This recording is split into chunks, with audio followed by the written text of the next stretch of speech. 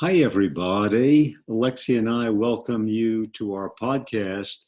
And we've been having a great series on evolutionary medicine. That's a hot new topic in medicine. And for newcomers, it boils down to what's called the mismatch diseases. We were designed in a certain way, and our lifestyle is at variance in many cases with how we were designed. So those are called the mismatch diseases.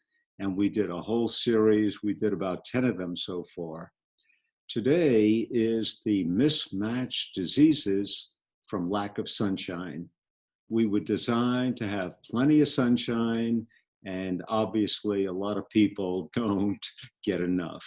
Okay, so what are the mismatched diseases from lack of sunshine? Well, let's start with what everyone heard with the pineal gland. When I was in medical school, 1966, in Ham's histology, there was a picture of the pineal gland, function unknown.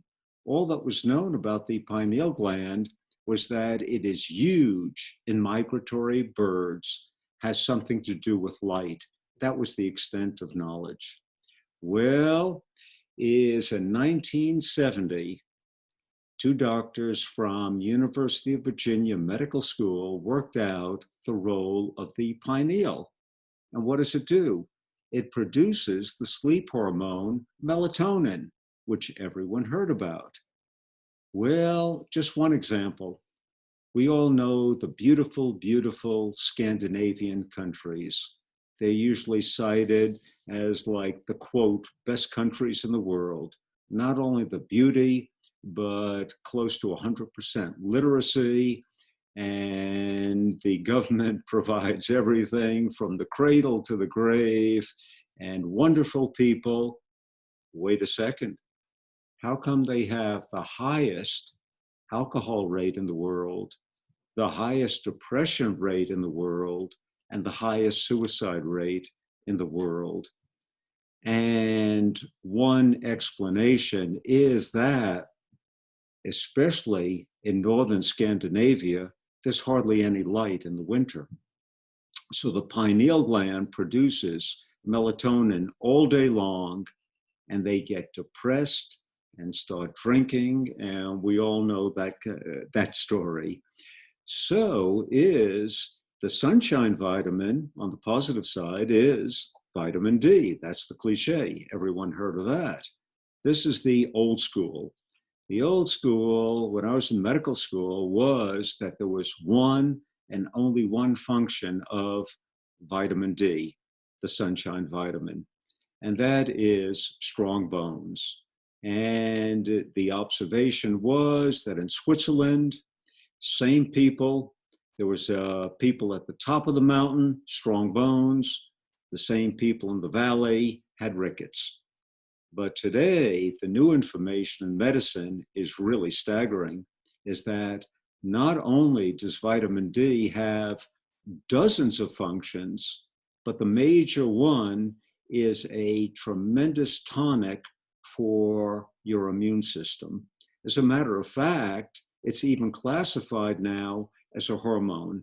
And once you achieve hormonal status, that's major leagues. That's really big time. So vitamin D is an incredible tonic for the immune system. Is that important in these days with fighting viruses, bacteria, fungi, and so forth? So how is vitamin D made by the sunshine? Well, the UV light of the sunshine converts cholesterol, which is in our skin, to vitamin D3. Amazing. Okay. And as we mentioned, it becomes a hormone for the immune system, big time fighting viruses. Okay. And now is what we always do is we always check in with Alexia. Okay. Because as you see, is I tend to get carried away by the beauty of all this new information.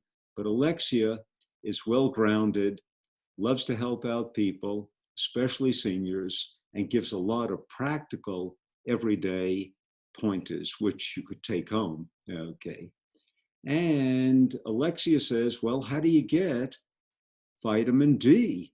Okay, let's say you live in British Columbia. Let's say you live in Seattle. How about Portland, Oregon? Okay, in the wintertime, not too much sunshine. So Alexia says to get vitamin D for the Pacific Northwest people in the wintertime, okay, number one is to take a really good supplement of omega-3, which has vitamin D. So you get a double benefit because Alexia has been telling people about the benefits of omega-3 for a long time, okay, and its benefits on the brain. But when you buy it, you'll see vitamin D as part of that complex there. So you get a double benefit, the omega-3 plus vitamin D. Alexia's second pointer is that there's hardly any food sources of vitamin D. Whoa, very interesting. So Alexia says, have some really good pastured eggs. Not only does she say that you'll get the benefits of the best protein in the world, albumin, which amino acid spectrum is identical to ours, okay? That's the gold standard of protein. All proteins are compared to albumin in the eggs, but Alexia says you'll also get one of the very, very few hard to get sources of vitamin D in the yolk. So you get the double benefit there of the best protein and your vitamin D, which is extremely, extremely hard to find in natural food sources. So thanks for having us. Alexia and I wish you a great day, and we will look forward to seeing you tomorrow to continue our podcast on evolutionary medicine. Thanks again. Have a great day. Bye-bye.